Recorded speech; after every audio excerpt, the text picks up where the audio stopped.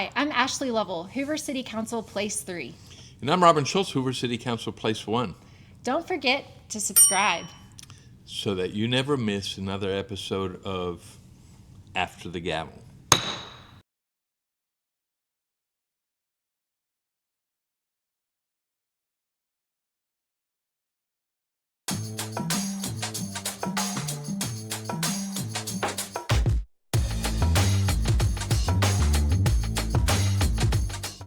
Welcome to After the Gavel. I'm Robin Schultz. And I'm Ashley Lovell.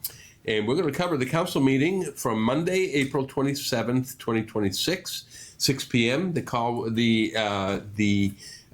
meeting was called to order. We had a full house. We had a lot of people today, and it was interesting because one of the legislators that was there, Representative Lee Hulsey, District 15, said we have one of the most packed houses that she's seen. So, Ashley, we went ahead and called to order, had a roll call. We had the invocation, and I led the Pledge of Allegiance. And from there, we went to recognitions. Why don't you tell us about that? Yep. So, our mayor came up, and the first set of recognitions were for our Finley Award winners. So, we had 3 individuals come up, 2 students and a teacher, one from Spain Park, one from Hoover, and our teacher was from Deer Valley Elementary, and we'll link their information in the links. Yeah, that was very impressive. Yeah, very impressive. Yeah. Neat to have them up. And Finley is such a prestigious award, so I just want to extend a huge congratulations and thank you for exhibiting character like Mr. Finley. Absolutely. Or Coach Finley. Coach Finley, yeah. After that, we had presentation. We had Representative Lee Hulsey, District 15, present some checks to our police chief and our fire chief, which they gladly accepted. It's always nice to get money from the state representatives. Yep. And from there, we went to public comments. Yep. Let me add one thing Sure. about State Rep Hulsey. She did make a comment, which was, I appreciated what she said, but she said that our city council has really conducted ourselves unlike any other city councils or municipal operating bodies, and the fact that we have made an effort to reach out to our state legislators and senators, Congress, all of them in the state house, because we understand the value of those relationships. And so she did let us know that she appreciated what we were doing and that it was uncommon compared to the rest of the folks out there. And a special recognition, shout out to Councilor Steve McClinton, who was instrumental in arranging those meetings that we had. We went down as a group, got to meet all of our representatives, and it's uncommon for, as Ashley said, and as Representative Hulsey said, it's uncommon for a city council to go down there, but it's imperative that the city and the state legislators work together. It's very important. Yep. So from there, we went to public comments. Public what did comments. we have? Woo! We had a lot of public comments. As you guys know, we've said it already on previous podcasts, but on May 19th, we have our primary elections. We had a lot of candidates coming in to take their 4 minutes to explain not only what they hoped to do and their goals, but how that specifically applies to Hoover. So we had candidate Case Dixon, House of Representatives, Grady Thornton, Alabama GOP State Executive Committee, Jacob Reach, we had Sheriff of Jefferson County, Jacob Tidmore, Shelby County Property Tax Commissioner, Pam Casey, Alabama Attorney General, and Jay Welburn, Shelby County District Judge, up to speak. And then we had a member of the public come up. We did. We had Michael Staley, who lives on Alcere Road, and he came down to speak and to commend our police department and our public works department for doing a tremendous job. So we're really happy when a member of the public comes down to recognize our city employees. And from there, we went to the consent agenda. And in the consent agenda, we had several items. I'll run through them quickly. One of them was a transition of trusteeship for the Aldrich Gardens. Next one was 2 alcohol licenses. We had a resolution appointing a member to the Hoover Arts Council. We reappointed Tracy True Dismukes to the Arts Council. She's done a really, really great job. Congratulations, Tracy. Yes, and she is serving for another 5 years. From there, we had authorizing the mayor to execute some documents, to several items where the mayor was authorizing things. And if you'll go back to our video where we cover what the mayor does and what the council does, it kind of explains it. So a whole bunch of resolutions just dealing with that. The link to the entire meeting is there. The link to the agenda will be in the description. So if you want to look at each one of them, they are going to be listed. A couple things that we do want to talk about there was that, yeah, we had the couple of dealing with fire station number 1, which is a new fire station. And so all of those items were voted on and they passed unanimously, which then took us to the regular agenda.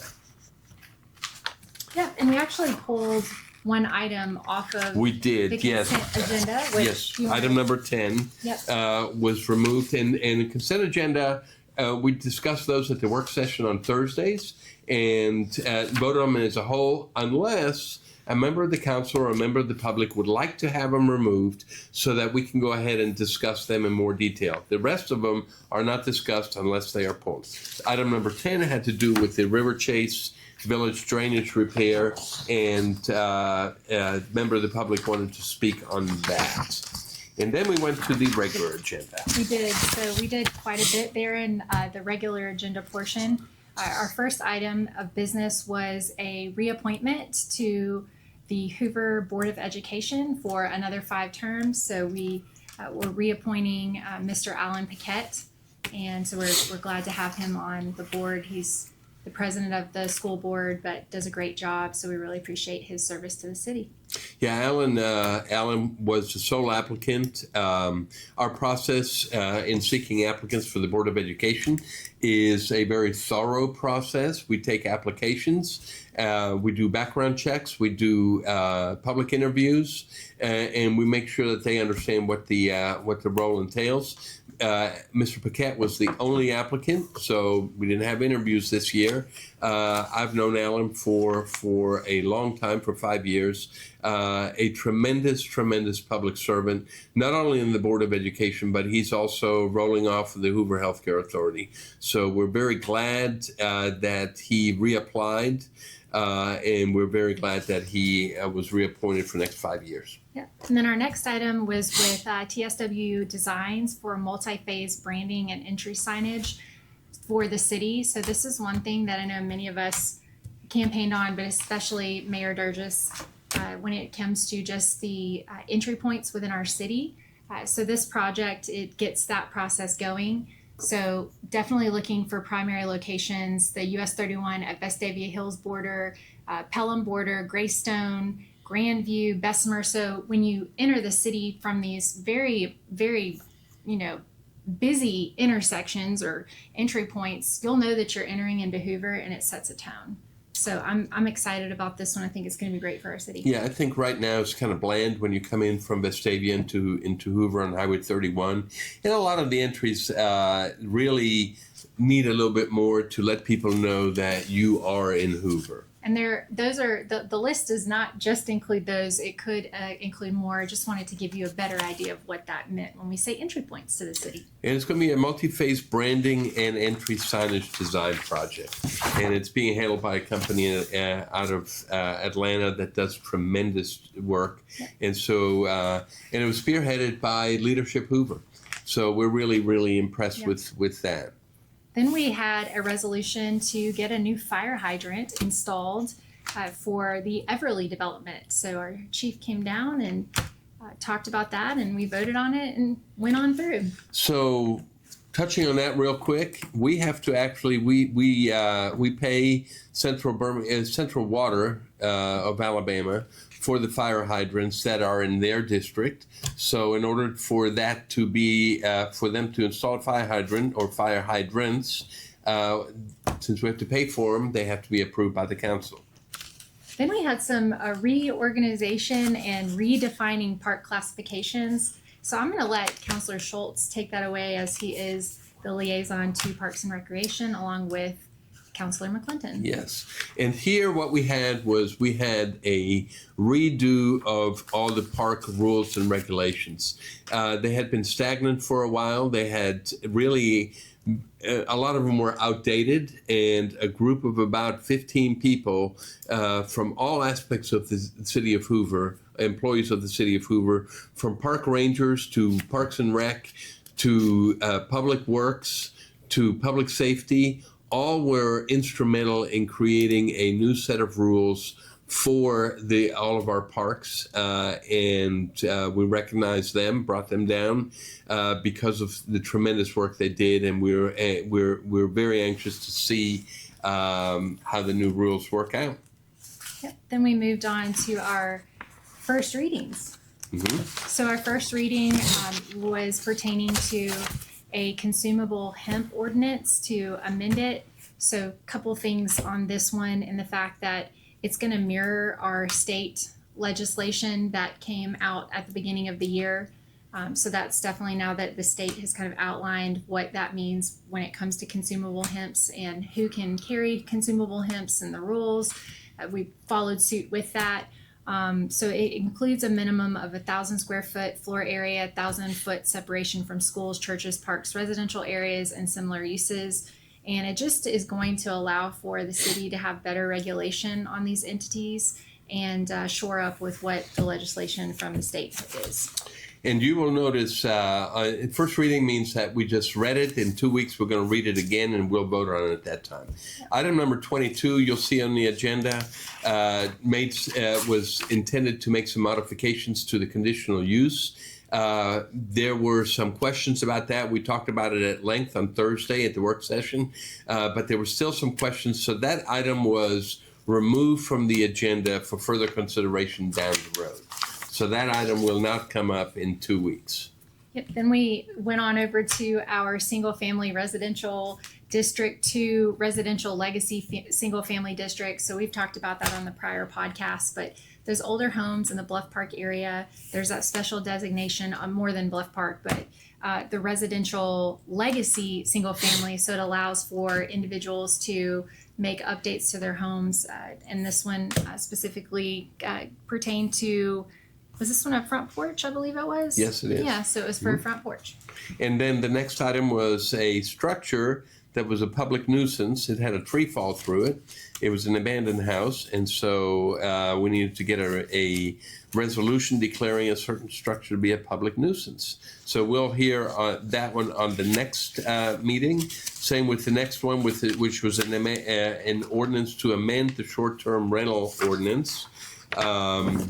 And from there, we had two more public hearings, or we had one more first reading and then setting a public hearing. Yep. So then we had Dr. Lopez present an ordinance to provide for levying of municipal taxes for the City of Hoover. So this is standard and customary for what we do to collect on the taxes. We have to vote every year to be able to collect taxes. An ordinance has to be approved in order to collect taxes. So even though nothing's changing about the taxes, that we have to it has to be voted on. So very important stuff. And then we finally had a public hearing for conditional use for a canopy to be installed at a business at Inverness Corners. And from there, that wrapped up the meeting.